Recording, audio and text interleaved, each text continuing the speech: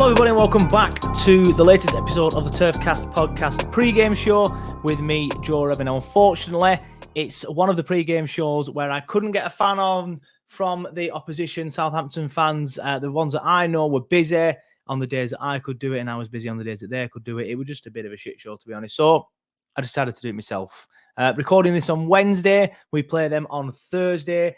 And you don't need me again to tell you that it is another massive week at Turf Moor. So we have Southampton up next, as obviously, because that's the game I'm talking about, on Thursday. Then on Sunday, we've got Wolverhampton Wanderers again at home. So 2 home games in the space of just a few days against 2 teams that have absolutely nothing to play for. Both teams are on the beach. Okay, Southampton picked up a very good win against Arsenal last time out, but before that, their form has been dreadful.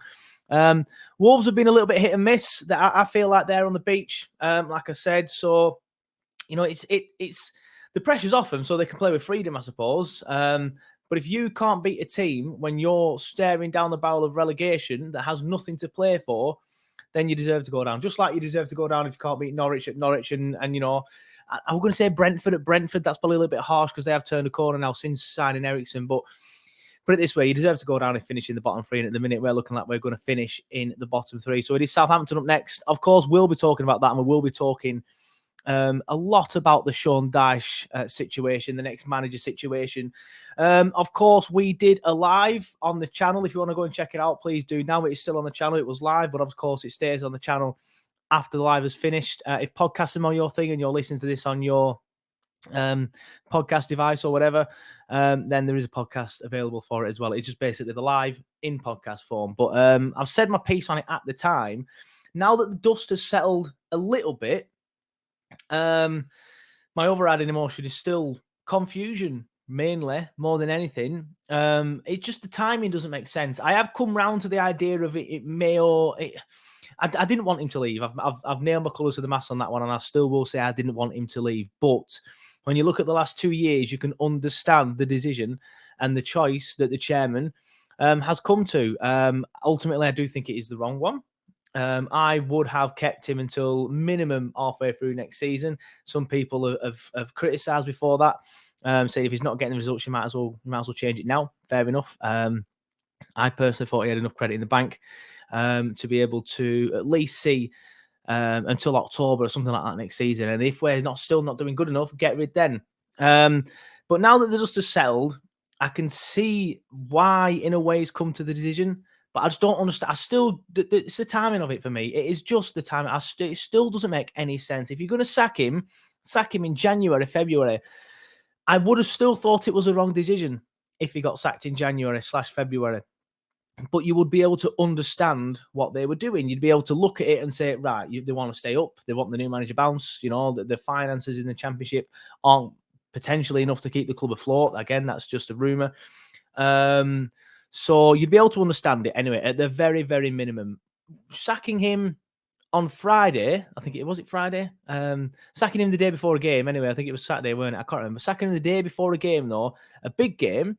Against it was Friday, wasn't it? A big game a couple of days before a big game against West Ham. You know, a game that we played well in, to be fair, but a game that we could win because they are good, but they were tired. They've looked a little bit off form recently, apart from in the Europa League, because all their eggs are in that basket. They want to win the Europa League, so they're not playing very well in the Premier League.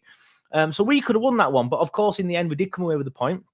And I think we're unfortunate not to win it, but then at the same time, we're unfortunate not to lose it, weren't we? Because, of course, Pope had to make a string of saves towards the end to keep us in it. But Corney sticks the penalty away, and it's 2-0. And let's be honest, stick the penalty away. Don't fanny about with one of them run-ups. I hate this section of the Burnley fan base at the minute where there's certain players that you can't criticise, but certain players you can. I can criticise Corney for being poor in the last 2 weeks. Yes, if it wasn't for him, we'd probably be bottom. Yes, for me, he probably is the player of the season. But you can still criticise him for being poor in the last 2 weeks. This siege mentality's got to stop. Like certain sections of the fan base are better than the other. It's pathetic. If I want to criticise Corney for missing a penalty and missing a sitter against Norwich, he deserved that criticism. He's cost us the last 2 weeks. Yes, without him, we would be bottom, but he still cost us the last 2 weeks. So I think that needs to stop. But yeah, what are we talking about? Yeah, so the Dyche, sorry, went off tangent then. The Dyche thing, it just doesn't make sense in the timing of it because Why do it at the time we've done it? Now, there's loads of rumours flying about. This is the bit I want to touch on. There's loads of rumours flying about. Now, I will put, for legal reasons, put a disclaimer out there right now saying I know nothing. I have no inside information whatsoever. I'm not going to be one of these people that pretend to. There's so many pages out there pretending they've got inside information when they just haven't. Or if they do, it's always like, oh, my dad's mate. No, shut up. But the radio silence from the club and the players, I am now, at first I was like, I weren't that bothered when it was like 1 day, 2 days, but now it's been a week. And it's deafening. The silence is deafening. I was never under the thought process that something big had happened. There was rumours, and again, for legal reasons, this is just a rumour. I'm not for any shape or form way saying this had happened. There had been a bust-up between Dyche and Cornet, and then other senior players stepped in, and that's what caused him to be sacked. I don't think something like that has happened. It might do. I could be wrong. But I think something may have gone on. I don't think it's like a big event, though, like that. I just think it's maybe the relationship between the players and the management team had slowly been drifting apart. And there was this bullying accusations towards Steve Stone. Again, for legal reasons, they are just accusations. But that was already out there in the press. He was being investigated for bullying, I think, under 23s players. And I think Dyche backed him publicly, didn't he? Or potentially privately. Again, legal reasons. I don't know what happened privately. And I just feel that maybe that was sort of like the last straw for the players. And then they just weren't playing for him anymore. I think that much was evident. You could look at the performance against Norwich, against Brentford, against Leeds away, against Newcastle away, against Watford at home, and just say they weren't playing for him anymore. I don't feel like they were anyway.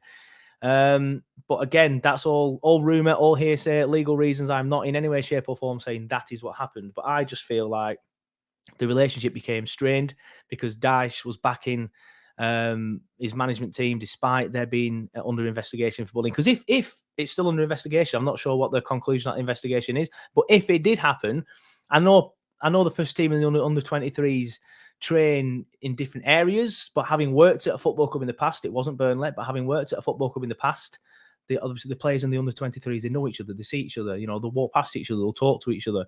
They even use the same canteen, not necessarily at the same time, but they will use the same canteen. Again, I'm not sure if that's the case at Burnley. It probably isn't the case at somewhere like Manchester United and Manchester City because they have enough money. But at the football club I worked at, it was a League Two club, but they did use the same canteen and they spoke to each other. So if something was going on, the senior players would have known about it. And if Dyche was then backing him publicly or privately or both, that's going to piss the players off.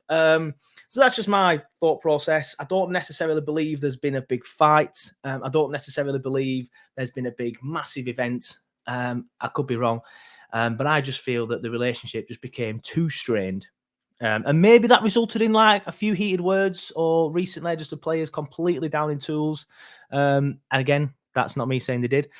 But I just feel that's what happened. But what strikes me is the silence from the club and the players. That's the most important one. You would think at least Ben Mee, because Ben Mee's on Instagram now and Twitter. He never used to be. And he's the captain of the club. He is sort of like the figurehead for the players. So you would have thought if this mutual respect was still there between Dyche and his management team and the playing squad, that somebody would have come out and said something. Somebody would have come out and said, don't necessarily have to say we're gutted to see you leave. You don't necessarily have to say, something along them lines. Just say, thank you for your service for the past 10 years. Thank you for everything, but now we focus on moving forward. Something like that. Just 2 or 3 lines. But there was nothing. The club obviously put the statement out and it said, we want to place on record, thanks, blah, blah, blah. But when Tom Eaton left, big, massive video. Danny Ings left, big video, big feature thing. Same with Trippier, I think. Same with Michael Keane. There has been nothing. Now, I'm not for 1 second saying Alan Pace should come out and say, this is why I came to this decision. That's not what happens. But you would have thought the club socials or the club website would have been a little bit more sort of like complimentary towards Sean after the last 9.5 years. If, there wasn't, again, I'm not saying there's a big event, but if something hadn't gone on, I just feel like that something potentially has gone on behind the scenes. Do I think we will ever find out? Potentially not. Do I think the club should tell us? No, of course it shouldn't. It's not our place to know. And fans, they get arsy about stuff like this. Like, it's my club, I deserve to know. You don't deserve to know what's going on behind the scenes at the end of the day. It's Alan Pace's sort of like business. He will run it how he wants, whether you like it or not. And we just need to get on with it now. We just need to get on with it now. I am still sad that he's left in the way that he's left and how he left and the position that we are in as a club. But we need to move forward now. The Dyche era is behind us. We need to bring in the next era, whether it's the Michael Jackson era for the next 7 games, and then we move on to a different era. I'm not so sure, but we do need to move forward now. And speaking of moving forward, we have 7 games left to save our Premier League status. Do I think we will do it? No. Am I already resigned to relegation? Yes. And can I just say, for those that are not yet resigned to relegation, just accept it. Let it go. My mental health has been so much better these past few weeks since the Norwich game, because I just let it go. You know what? I let it go before the Everton game. Then they brought me back in by winning that. And then they were shite again against Norwich. I'm like, I'm not doing this. I'm not having this. So I just give up, and I've given up now. Ask me again on Friday if we win on Thursday how I feel, and I'll say we're definitely 100% staying up. You know what it's like. It's just swings and roundabouts, isn't it? They'll bring you back in and then they'll push you away again. But we do need to move forward now. So we have 7 games to save our Premier League status. There's been rumours of an interim manager coming in and then another guy coming in the summer. I don't even think we should do that. If we are going to get a guy to come in after the summer, but no matter what league we're in, just give it Michael Jackson and Ben Mee and the crew now. What's the point in getting rid of them? We played well at West Ham. Even Ralph Hasenhüttl came out and said Burnley actually tried to play football against West Ham. So, you know, it's something different. It's not necessarily a dig at Shaw, but it's sort of like assessing the way that we play. And I looked at that game against West Ham and thought, we are actually trying to play football here. We weren't just hoofing it up to Wout Weghorst, who can't head the ball, and everyone knows that, get it to his feet. The only person who didn't know it was Sean Dyche and Ashley Westwood. Of course, Ashley Westwood, get well soon. I forgot to mention that. But we weren't just lumping balls up to him. We weren't just lumping hopeless balls into the channels, percentage balls, as Dyche used to call them, into the channels, just for the hope of getting 80 yards up the pitch. We were actually getting the ball on the deck and getting it into Weghorst's feet and playing some football. Okay, second half, you could argue that didn't work because we just, naturally, it's not a criticism of the players, naturally, we just edged back towards our own goal and started to sit back, as you'd expect, holding on to a 1-goal lead at a club as good as West Ham. We were in, great form. So for me, I'd keep Jackson in with Ben Mee alongside him, who is apparently could play again between now and the end of the season. Now the talk is, well, I say the talk is, it's not a rumor. Jackson said it himself in today's press conference. So that's what I'd do. I'd give it Jackson now. He's got 7 games, not to get the job. I would make that clear. And if I was Pace, I'd make it clear to him now. I'll say, look, you have 7 games. It keeps us in the Premier League. Here's £5 million or something like that. I don't know. Here's a bonus. But you cannot get the managerial position, no matter how well even if you win the next 7 games, you cannot get the manager's position manager's job full time. We need to get someone in with experience and stuff. Maybe keep Jackson at the club, if he keeps us in the Premier League, and give him a bonus. I'll tell you what I'm going to do. I'm going to talk about who the current sort of like. I don't really like talking about bookies odds because a lot of Burnley fans are constantly talking about on Twitter about how they don't like, the club being sponsored by a betting club and stuff, betting company and stuff like that. And, betting can be a negative thing. But for someone who works at a bookmaker's, I'm going to talk about betting odds. I don't necessarily like doing it too much on here. And I don't necessarily like doing it too much when it comes to managerial betting odds, because they are very, very unreliable. Despite what people will try and tell you, it is literally just following the money. Someone was saying on Twitter today, he says he's a fan of the podcast. So hello, if you are a fan of the podcast and you are listening. Someone was saying on Twitter this week that the bookies must know something. I work for the bookmakers, and I can promise you now, they don't know anything. All we do, I say we, I don't work in the odds department. I work in the broadcasting side of things, but I know the lads in the trading department quite well. All they do is follow the money. So they will compile a list of educated guesses and things like that. People out of work, people who just fit the club. That's why Wilder's always been there in Allardyce.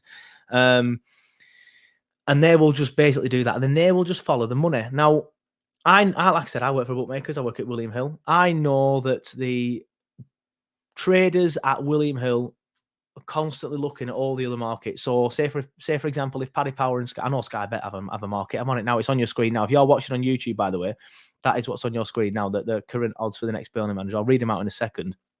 But how these work are, They compile a list, educated guesses and people that just fit the club. Then the money starts coming in. People might know, people who think they know, people are just going to stick a speculative tenner on, And these markets are so volatile that if I stuck, so just looking at your screen now, Rafael Benitez is 22 to 1. If I got 50 quid on this Sky Bet account now, and I'd do it live, but I don't want to waste 50 quid.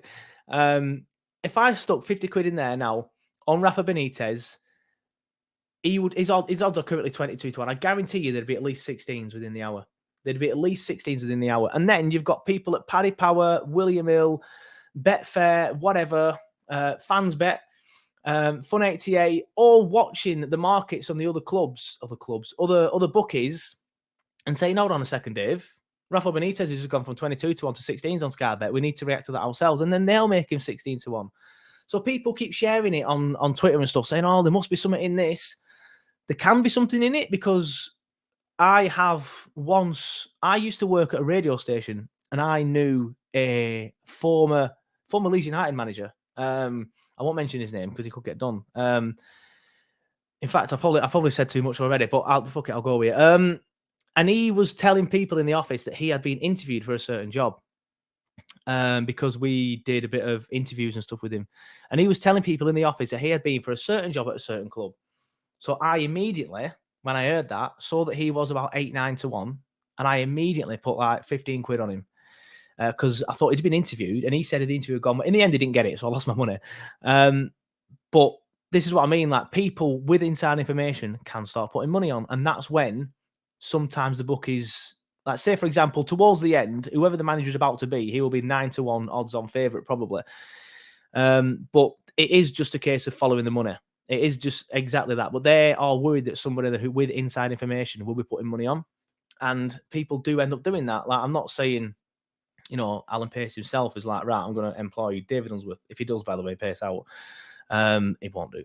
I'm going to employ David Unsworth. So I might as well stick 10 grand on it now because I know that I'm not saying that happens, but people around him will tell people around them, who will then tell people around them, and then they start putting the money on. So the money can be right, but at this stage of it, it is very, very, very, very rarely right. So Chris Wilder's been all over the news. He's been refusing to answer questions about the Burnley job. If you want to see that, you can see it. It's on the Turfcast page. Just search Turfcast on Twitter, Facebook, and Instagram. You'll see it. He's currently the favourite. He's odds on, which means if you put £1 on, you'll lose £1. No, I'm joking. He's odds on at the minute. He's 1 to 2, 2 to 1 on, as they say. So he is the current favourite. So if you put £2 on, you'll win £1. So it's kind of pointless. Wayne Rooney, obviously you get your £1 back for those of you that don't know betting. As I'm sure most of you do. Wayne Rooney's next. And by the way, the Wayne Rooney one is interesting. Now, I'm just going to go against everything I've just said, but Wayne Rooney was about 6 to 1 this morning. Now, all I'm saying is, again, somebody has put some money on Wayne Rooney. That's all that means. Somebody has put some money on Wayne Rooney. Somebody somewhere has put some money on Wayne Rooney. Is it somebody with inside information? Who knows? Is it just somebody thinking, I've got to spare 50 quid. I'm going to stick it on Wayne Rooney going to Burnley because my dad's dog's dead auntie said that, he wants to go to Burnley. It's normally people just going off rumours and things like that. After that is Knutson. I'm not going to try and pronounce his first name. Is it Kjetil Knutson, currently at Bordeaux/Glint. He's 7, Samuel Rice at 12, Nuno Espirito Santo at 18, Slaven Bilic at 21, Unsworth 22, Benitez 22, Carlos Carvajal, who is, I think, in La Liga at the minute. I might be wrong.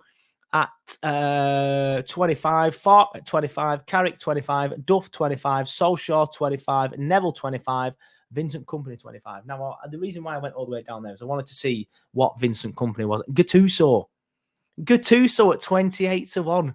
Have a day off. See, they don't know what the Gattuso.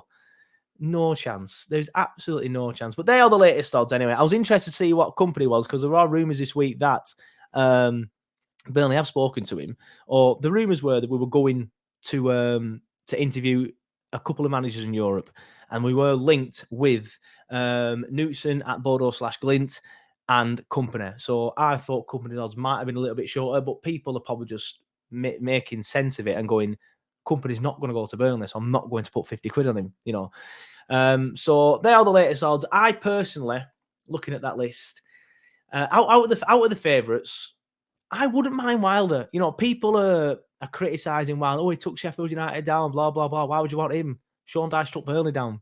Why would you want to keep him if that's your logic? Because I've seen the same people going, we should never got rid of him. Why would we get Wilder? He took Sheffield United down. He was taking us down. Dyche was taking us down, has taken us down, I think, in my opinion. We'll do very, very well to stay up now from here. But I would have Wilder. He worked wonders at Sheffield United. Yes, it's faded out. It went stale in a similar way to what the Dyche situation has done, a lot quicker, in fairness, to what the Dyche situation has done. But when they were knocking on the door of the Europa League the year after a couple of years after we qualified for it, ultimately they did slip away. But they played some good stuff, and he gets Wilder gets labelled with sort of like dinosaur stuff, and it's just not. Everyone knows he's not. If you actually sit down and watch football, Wilder plays some good stuff. He has the overlapping centre backs, which, to be fair, I don't think our centre backs will be good enough to, especially not Ben Mee. Tarky might suit it a little bit, but Ben Mee definitely wouldn't suit it. And Collins could, actually. Collins is better at the ball with his feet than Ben Mee is, but Ben Mee would not suit that role at all. So it'd be interesting. My 100% favourite, because I am resigned to relegation, would be Knutson, because he has rebuilt that squad up in Norway. They just got to the quarterfinals or the last 16 of the Europa League. Beat Jose Mourinho's Roma, I think, in the first leg. Ultimately got knocked out in the second leg. But he has built that squad. It's taken a few years to do it, but he has built that squad from nothing. They are a small town team, smaller than Burnley. Punching above their weight, and that's a term that I hate, but everyone loves to sort of like label Burnley with that, because technically it is true. But sport isn't about weight. Sport isn't. You aren't where you are on the football calendar, football tree, sorry, because of your weight. It's a load of rubbish. But technically it is true. We do punch above our weight. But so yeah, I would have that. I would have him, because we are, like I said, we are going down. So it gives us a chance to rebuild. We've got 10 players out of contract. If I was Pace, I would be shitting myself a little bit at the prospect of going down, knowing that the club was bought in a particular way that means the finances in the Championship wouldn't be able potentially to get us by if the rumours of the way he bought the club are true, which we'll find out in the next few weeks, and I think the accounts come out. So I'd be like, okay, the club has X amount of money. We need to use a percentage of that and, look at the parachute payments that we've got coming in for the next couple of years and say, right, here you go, Knutson, rebuild that squad like you rebuilt Bordeaux. And then he plays attacking football. He plays 4-3-3 from what I'm told. I've read a few articles on him. I think the entire club needs a culture change. Honestly, I really do. I know it's going to sound ridiculous and it's going to sound 10 times harder than it needs to be. But we've watched a certain style of football for so long. And for me, I didn't mind that style of football. That style of football was good when it was working. Any style of football is good when it's working. But for the last 2 years, it hasn't worked. All right, we stayed up last year, but we stayed up because 3 teams are worse than us, not because of how good we are. This year we're going down because it hasn't been good enough. So I would have an entire culture change. I'd get rid of this nonsense of you're not allowed to wear ripped jeans. I'd get rid of this nonsense of you're not allowed to wear headphones. By the way, did you notice Max O'Connor wearing headphones coming off the court against Norwich? That would not have happened under Dyche. And fair play to him. Cat's away. Well, the cat's gone, should I say. So you need to get rid of that. I've never been a big fan of that. We all just... Well, I personally just turn a blind eye to it because it was getting results, and you can't complain when it's getting results. Yeah, fair enough, it's got results, but we have now gone in a different sort of way with the type of signings that we're making. Bringing in someone like Max O'Connor, who is from Ivory Coast, he's been living in France for X amount of years, probably since he was a teenager. Coming to somewhere like Burnley and having a big, bold ginger man say, no, you can't listen to this music that you like. You can't wear this certain sort of jeans that you like. You can't drive a certain car into training. You have to drive an XYZ car into training. It's going to be a massive shock for him. And maybe that's part of the reason why he's gone off the boil a little bit towards the latter end of the season. Maybe he's not feeling it anymore. Who knows? But I feel like we need an entire culture change. Get someone in with a completely different ethos. Rebuild the squad from the bottom up because we have to, because there's 10 players out of contract. And then just go from there. So my choice at the minute will be Knutson. I'm not going to for 1 second sit here and pretend I've watched 50 Bordeaux/Glint games. I'm just going off things that I've read and things that I've seen that he's achieved with a small team in Norway, punching above their weight, and just doing well with him in Europe as well. I did watch I say I watched it. I watched some of the highlights of their Roma game while we were working, because we do cover the Europa League at work. And it was on the pod next to me. The guy in the pod next to me was actually covering it. So I did glance over and see that a few times, but I won't for 1 second pretend I'm an expert on him. But looking at what he's achieved, you just do some research. It's easy to find out what he has achieved. I would take him. I personally would take him. I admit it's a gamble, but I think it's kind of like a left. That's what Pace has done with the signings, hasn't he? He's done something different. He's gone in a different direction. Okay, yes, we've still brought in, young up-and-coming British footballers in the likes of Collins and, of course, Roberts. But he's also gone a different left field direction by bringing in, up-and-coming internationals such as Weghorst and Cornet. So I think he will use this opportunity to do something different. And I'm all for it. Like, I honestly am all for it. I think that we've been stuck in a rut for the last couple of years, and I just feel it is time to now move the club to the next level. I know it's ironic saying that when we're actually physically going down to the next level, and some fans won't like it, because some fans are so set in the ways, and you might be listening to this thinking, Joe, you're talking shit, get Wilder in, because he's not that much different. I mean, he is quite a bit different, but to look at, he's not much different, so it gives people a sense of familiarity. But for me, a complete culture change, complete ethos change. Just start again in the Championship, get someone in that can play free flowing attacking football, and go from there. And the best examples I can give you are, look at Palace. They got rid of Hodgson. They had 12, 13 players out of contract in the summer. They had a rebuild job. They brought in Patrick Vieira. They've done better this season. Not as much better as you'd think if you actually look at where they are in the league. But they're playing better football. I think they're one place higher in the league now than where they finished last season. But of course, they got to the FA Cup semi-final. So Palace fans will look on this season with sort of like fond memories, whereas you won't really look on last season with fond memories when you're finishing, I think, the 14th, 15th and getting knocked out in the cup in the early stages. Whereas this season, they're playing good football, picking up good wins. Yes, they're only one place higher in the league, but, you could probably blame the FA Cup run for that. But, they'll look back at that cup run with some fond memories, and then they had a day out at Wembley. So Palace is a good example. And Brighton, I'm not the biggest fan of Brighton, and I'm not even the biggest fan of Potter. I do think he's overrated, but they went in a different direction. They had Houghton, they got rid of him, and they brought in Potter, a guy who was also from, I think was it Norway? I know he's British, but he was playing, managing a team in Norway or Scandinavia, and it was somewhere in Scandinavia. I think it was Norway. Could potentially be Sweden. I think it was Sweden, actually, but, we'll gloss over that if I've got it wrong. But again, they went in a different direction, and it's worked for them. Yeah, they're not great, and they've had a big recent, until the last few games, so that slump in form, but they're better than us. Let's be honest, they are better than us. Same with Palace. They're not amazing, but they're better than us. I think it's time for us to go down that route. Bring in a different sort of player, completely different sort of style, blah, blah, blah. Play attacking football, and then just go for it. Win the Championship next season again, and go 46 games unbeaten, 48, whatever. It's 40, it's 46 in it, yeah. And just go loads of games unbeaten, even more. Just shut all these mourning fans up, which I am one of them. I was mourning like nothing when Dyche left, but the dust has settled and it's time to move on. I went on Sky Sports last week and said I was disappointed to see him leave. I still am. But it's time. Honestly, it's time to move on. It really is. Get someone completely different in, and let's go from there. I realised I've babbled so long already. I've not even spoken about the Southampton game. But I've still got some things to chat about. So quickly, let's have a look at our remaining fixtures. Again, for those of you watching on YouTube, I'm very quickly trying to get it on your screen so you can see Burnley's remaining fixtures and what we need to do to stay in the Premier League. Right, so next, tomorrow. It's probably tonight when you're listening / watching this. Southampton, winnable.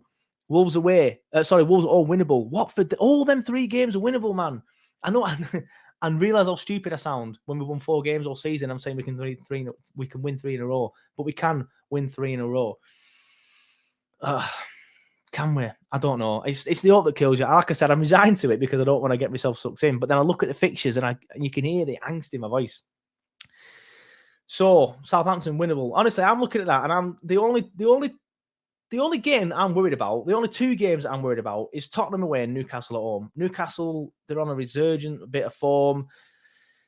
They're winning left, right, and centre. But they will have nothing to play for on the final day of the season. They might feel like they have a point to prove, especially Chris Wood as well and Eddie Howe. So they might be up for it as well. But we're playing Southampton who've got nothing to play for. We can beat teams that have nothing to play for. We can beat Southampton and Wolves. Yes, Watford, that could just be another Norwich or another Brentford because they're going to be up for it. But Villa, they've got nothing to play for and they've been hit and miss. We've got to play them twice. You know what? I'm going to come off this because I'm looking at our fixtures and I'm getting excited again, thinking we can do it. But anyway, look at that. Keep that in your head and compare these fixtures to the fixtures I'm just about to show you. And I know we've all done it a million times. We've all looked at Everton's fixtures, but I'm just going to do it again just for you, just so we've discussed it. So they're playing Leicester tonight. I genuinely think that they will win that game. Honestly, I do. I think that they will win that game. So that'll put them 6 points clear. But then they've got Leicester again. No, it's another Palace Villa situation with us, isn't it? But then they've got Leicester at home, then Liverpool and Chelsea. They will lose. They will definitely lose against Liverpool. 100% they're losing against Liverpool.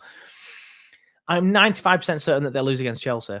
They worry me at Goodison, honestly, to be fair. They do worry me at Goodison. And I think they are so bad away from home. We saw how bad they were at the turf. They were dreadful. We didn't win that game, in my opinion, because of how good we were. We won it because of how bad Everton were. There was 2 mistakes leading up to that third goal. Pickford kicking it out of play, then Godfrey just kicking it to Vidra. Vidra did well and Kone did well, yes, but without their mistakes, we don't win that game. So I do think they get beat at Leicester. So I think they win tonight, or they've. Or you might be listening to this on Thursday and they've already won. So I got that one right, tick, or I got it wrong, whatever. Hopefully they got it wrong, and we only need to win that one game to go above them. But just look at that. I mean, there is winnable games in there, though. That worries me. But look at that and compare it to ours. Leicester at home, winnable. Liverpool away, Chelsea at home. They lose both of them. 195% certain they lose both of them. But then they've got Leicester away. I'm about 70% in Leicester's camp. Then Watford away. Potentially a draw. I don't know because they pull away from home. They'll beat Brentford at home. They'll probably beat Palace at home.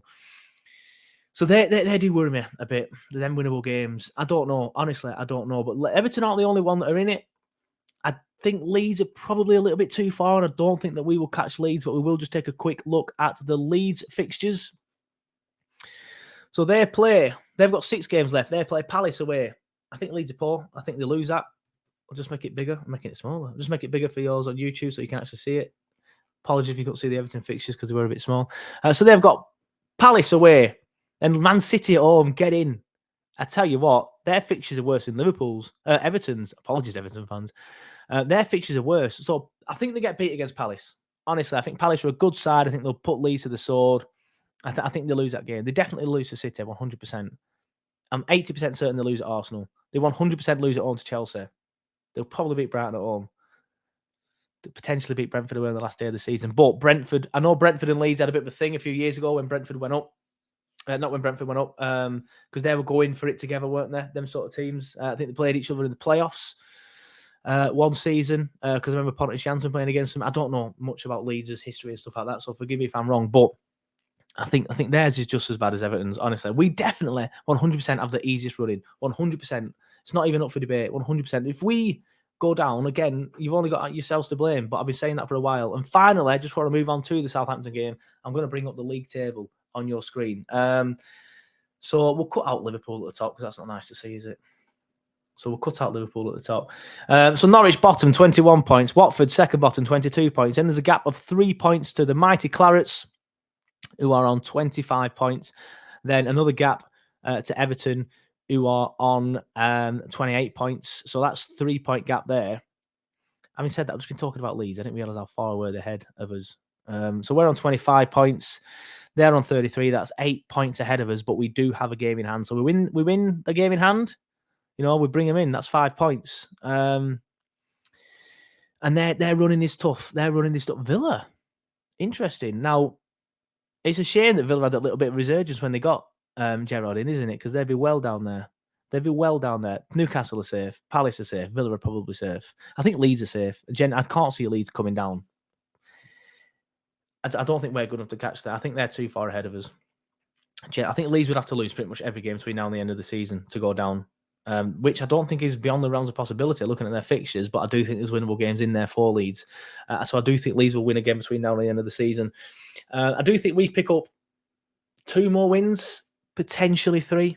So if Leeds do lose every single game, then we may catch them. But it's a tough task from where we're at. But yeah, apologies. Let's move on to the Southampton game now. Of course, I don't have a Southampton fan here with me, so I can't talk too much in depth about Southampton. But I'm looking at this game and I'm thinking it's winnable. Look at where they are in the league. It's just been on your screen now. I'm still looking at it. They are 12th.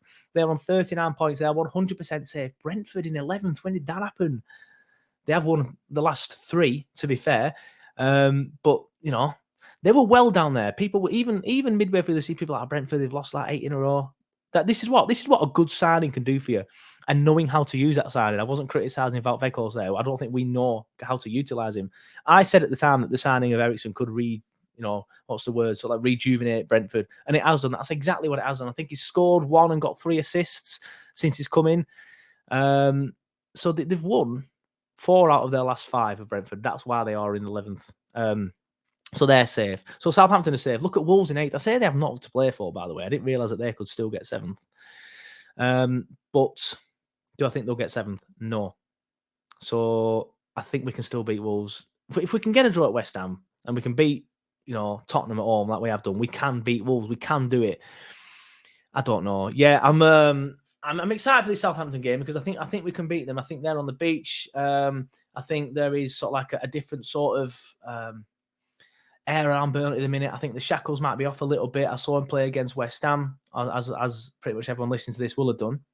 And we played better football. Even Hassan Hootel has said it. And I just think we'll try and continue that over the next few weeks, and hopefully we can pick up some wins. And if you look at the league table now there, Everton are 3 points ahead of us. If they win tonight against Leicester, that puts them on 31 points.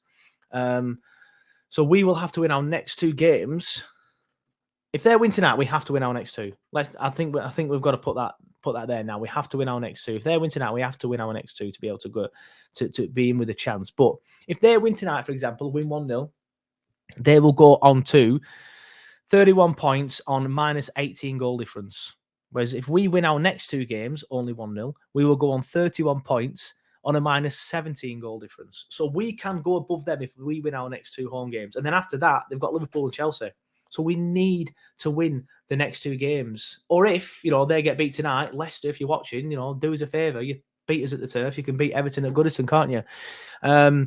Then we can go above them just by beating Southampton. Because obviously they'll get negative goal difference from it. And so if we just win that game, we go above them just by winning it, because our goal difference will be better, even if it is the same now. So yeah, a massive couple of 2 weeks at the Turf coming up. A massive 2 weeks. 2 games. A massive week. Massive 2 games coming up on the pitch, and a massive couple of weeks coming up off the pitch. I've had my say on that. I've had my say on the relegation battle. I've had my say very, very, very, very, very briefly on the Southampton game. There's not much I can say when I don't have a Southampton fan here with me. My prediction is Burnley 2, Southampton 0. I don't know where that's come from.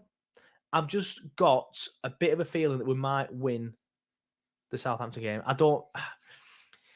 It's difficult. I let my heart rule my head sometimes.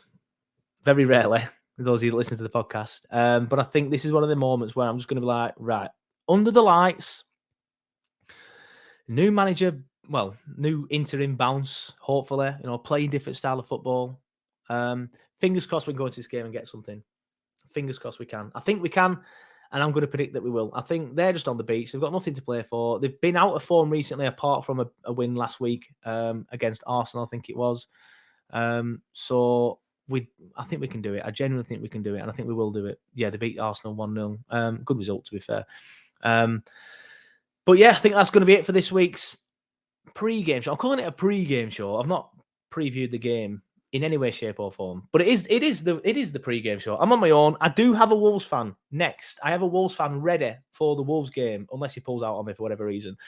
So if you do prefer the ones where I chat to a fan of the opposition, then that will be back for the Wolves game. I know some of you like this one. So I've said before, I'm going to try and do shows, probably mainly next season now, where it is 50% me chatting like this and 50% an opposition fan, doing like 2 separate sort of things. And then that's the best of both worlds, isn't it? But yeah, thank you for watching. I will hopefully be doing a post-game show. I didn't get to do one against West Ham because it was Easter Sunday and nobody wanted to do it, basically. Hopefully I'll be able to do one again after the Southampton show. It will probably be... What time's the game actually even kick off? I haven't even checked that yet. I don't want to get there late. The game kicks off at... I don't even say on here. Don't even say. Don't even say. Well, the game will kick off. I'll soon find out. The game will kick off.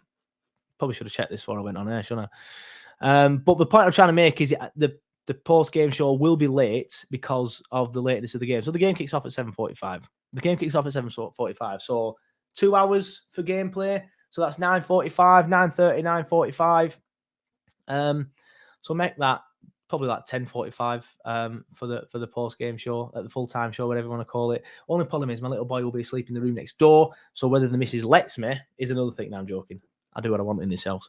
But I will definitely do one if I can get people to do it. If you listen to this and you think, well, I like his post-game show, I'll come on it and have a chat. Please do, because the last week I couldn't get anybody on it. So if you want to be on the full-time show, the post-game show, whatever you want to call it, give me a shout on DM, whatever, text if you know me personally. Just message the page if you don't even follow me on my personal account. Just message the page and I will get you on the full-time show. We want to do it for the Southampton game because it is massive and I think it will be a positive one. Honestly, I really, really do. I think it's going to be a positive one. But thank you for watching and I will see you definitely for a 60-second review after the game, hopefully for a full-time show. But thanks for watching and we'll see you next time.